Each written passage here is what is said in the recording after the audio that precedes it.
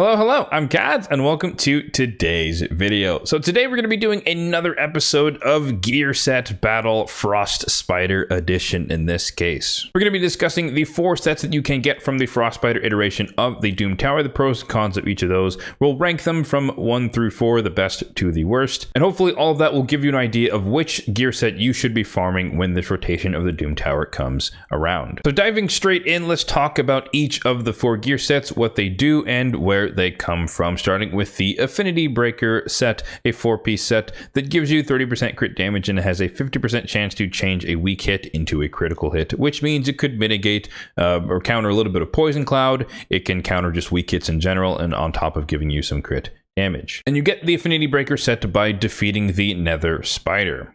Right below that, we have the Untouchable set, which is a super immunity set, meaning that you get the 2 turns of block debuffs on top of 40 resistance. The Untouchable set comes from the Scarab King. After that, we move on to the Fatal set, which you get from the Magma Dragon, and it gives you 15% attack and 5% crit rate for a 2-piece set. And then lastly, we have the Frostbite set, which has a 15% chance to block freeze debuffs, and then a 10% chance to place freeze on the attacker when they attack you. And this is also a 2-piece set. And Frostbite, as you might guess, comes from the Frost Spider herself. So now let's dive into the pros and cons for each of these different gear sets, starting from the top with the Affinity Breaker set. I mentioned a couple of the pros a bit earlier, but this can help mitigate negative affinity matchups. This has seen a bit of a resurgence lately in like Chimera Clan boss. People run their Nekmothars and Affinity Breaker so that when he's going against a magic affinity Chimera head, then he can have his chance to place his decreased speed and leech. The same logic can be applied to Hydra. There are a lot of changing affinities, and you might want your block buffs champions, for example, to be able to place it more reliably when they're off affinity, given a certain rotation. But also you do have the chance to place your debuffs through Poison Cloud, because of course it'll turn the weak hit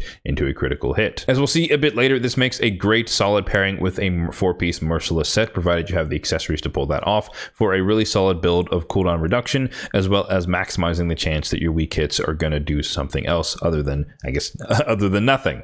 In terms of the cons, of course, this set is fairly niche. It's kind of limited to basically what we said, where you're purposely seeking out or purposefully building for negative affinity matchups, and you just want someone to be, or debuffer in particular, or DPS, to be a little bit more resilient when it comes to multiple rotations of certain things. But if you're just tuning a fight or making a team for one particular area that's one particular affinity, then Affinity Breaker is not necessarily going to be the best option. So it is very niche, and it's also a 4-piece set, so you're just sacrificing the other potential stats that you could have from other 4-piece or other 2-piece sets. For the Untouchable set, it's basically just, like we said, an improved immunity set that already exists, the one that you get from Fire Knight, and it just has the bonus of the extra resistance. So it's more optimized for champions who you want to build with immunity, but also get a little bit of bonus resistance along the way. However, when it comes to the cons, this set has been usurped basically by 4-piece Stone Skin, where you have the same effective block debuffs aside from bombs, and you're just immune to physical damage more or less.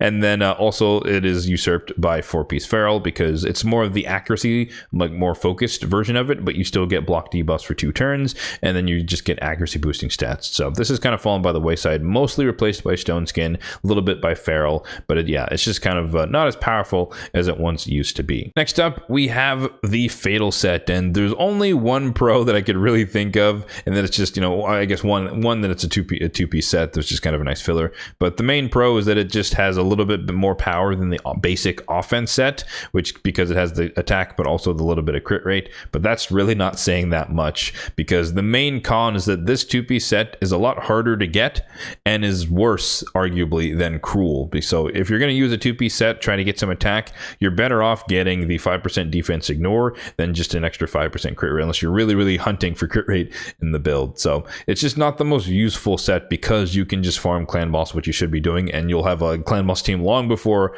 you'll have a Magma Dragon farming team, and you're just going to have a lot more Cruel to use, and so you're better off using that for any 2-piece set filler applications. That being said, this is kind of best in slot if you're dealing with a champion who already ignores 100% defense, and thus you're benefiting from the extra crit rate to potentially build more crit damage in the build. As you might guess, that is a very niche use case, but nonetheless it is a use case nonetheless. And then lastly, we have the Frostbite set, which is basically an upgrade to the basic Frost set, albeit in a 2-piece set. But if you combined it together to be two sets of 2-piece sets, then it would be better, a higher freeze chance, or it'd be the same freeze chance as the Frost set at 20%, but you also have the 30% chance then to block freeze debuffs. The last pro is also kind of a con, and I'll explain what I mean by that. But essentially, this is kind of good for a little bit of like surprise factor in like PvP settings. You know, you can build someone in a 4-piece stone skin, a 2-piece frostbite, and so that whenever they try to get rid of your stone skin, whether they're bringing bombs or they're bringing ignore stone skin or whatever, they might freeze themselves when they attack you. So it can be used as kind of a surprise factor and stuff like that. But of course, on the flip side, that means it's extremely niche. Like, you're not really going to use this much in PvE situations, because this you'd have to let your enemies attack you, which at that point you probably want to run CC that's more offensive than defensive. But you know, in a pinch, it could be helpful here and there. I definitely run a couple of frost sets on some of my provoke champions, so that since they're forced to attack that champion, you can have, you know, potentially two turns of CC, one being the provoke and the second being the freeze. Interestingly enough, I do have to admit that the Frostbite rotation is kind of the most underwhelming sets of gear sets that you can possibly farm, but nonetheless, I still think there is a pretty reasonable ranking between all the 4 sets. So I will put Affinity Breaker at number 1. Like I said, it used to be one of the worst, and no one really farmed the Nether Spider at all, but with the additions of Hydra Clan Boss, Poison Cloud coming into the game, as well as Chimera Clan Boss, or essentially bosses that are the same type of fight, but the affinities will rotate on a fairly consistent basis, it makes a lot more sense to be running Affinity Breaker in certain situations, or rather, more content has been added to the game where that niche has become more applicable. Number 2, I would put the Untouchable set. Like I said, it's basically surpassed in the meta as far as the PvP is concerned by 4-piece stone skin. You'd be better off with that, or even just 6-piece stone skin. However, I do think that there is some merit to running your champion in Untouchable and stone skin if you can pull that off. 4-piece stone skin, 4-piece Untouchable. That way you're immune to all debuffs and you're also immune to bombs. But again, some people prefer to run stone skin and feral for the same block debuffs impact, just depending on the gear you'd like to farm. But I do rank that number 2. Number 3, I'm gonna put Frostbite. Again, it's super niche, but it can be fairly disruptive, and like I mentioned, there's some people who do like to run stone skin with 2 pieces of frostbite. Again, it can just kind of take your enemy by surprise, and sometimes a little bit of RNG is all you need to potentially win a fight in PvP. And that of course leaves the fatal set to be in 4th place. Like I said, it is arguably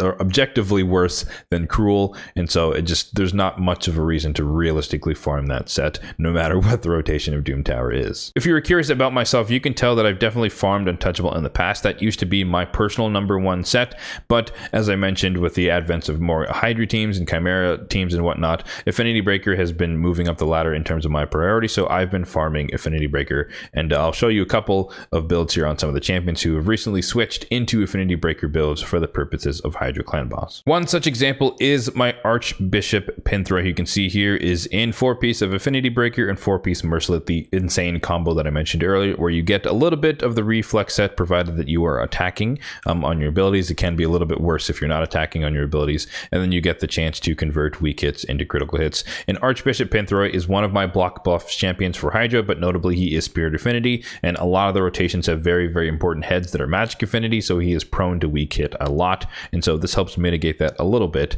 and so that is one way to use it. And in a very similar fashion but slightly different stats overall, I have my Ugo, who I recently rebuilt into 4-piece Affinity Breaker and Merciless as well. So she's more focused on just speed accuracy. Archbishop Pinthroy is kind of like a mischief tank, so he has a little bit more resistance and a little bit less accuracy. They're also working on different difficulties of Hydra, but the idea is the same. We want them to have the cooldown reduction as well as the chance to convert weak hits into strong hits. In terms of the Untouchable set, I have a handful of champions built in that as well. Personally, I don't like to use stone skin on my account. That's not a recommendation for you guys in general, but that is the way that I prefer to play. And so basically I use Untouchable as my effective stone skin set, and then I try to pair it with reaction if possible. But Mithrala is kind of my crown jewel when it comes to the Untouchable set with Perception. I wanted her to take advantage of her high resistance to also to be immune from potential bombs, because a lot of the time when I go against Mithrala in the arena, I just run increased accuracy into bombs. I assume that she isn't stone skin, and I can just bypass her passive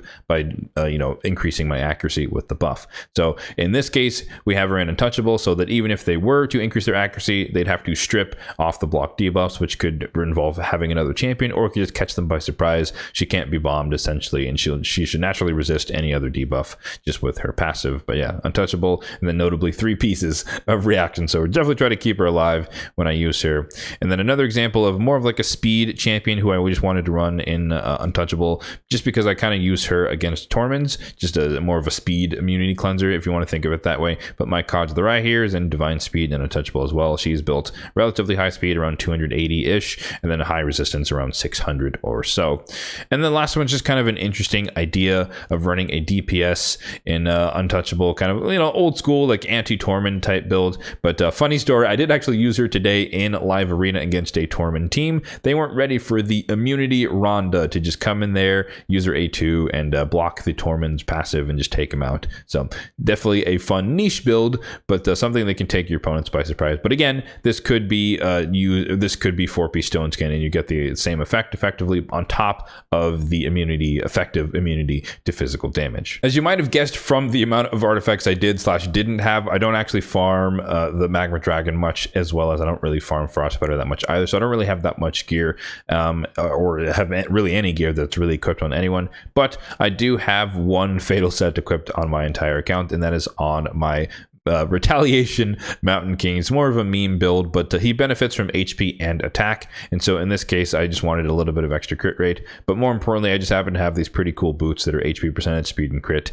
and they happen to be in the fatal set. So the HP helps improve his damage, and then the fatal set gives him a little bit of crit rate and a little bit of attack, which also then helps his damage. So very, very niche build. Again, arguably, or objectively speaking, Cruel would be better to be used. So there you have it. That concludes our gear set battle for the Frostbite rotation of the Doom Tower. Let me know in the comment section down below, what is your favorite gear set or most preferred gear set to farm from this particular rotation of the Doom Tower. If you didn't already, hopefully this video helped you decide which one is most optimal for you to farm given your particular situation and whatever gear you might happen to have. And if that is the case, then feel free to hit that like button down below. It really does help out the channel. And also feel free to hit the subscribe button down below as well if you're enjoying the content overall on this channel.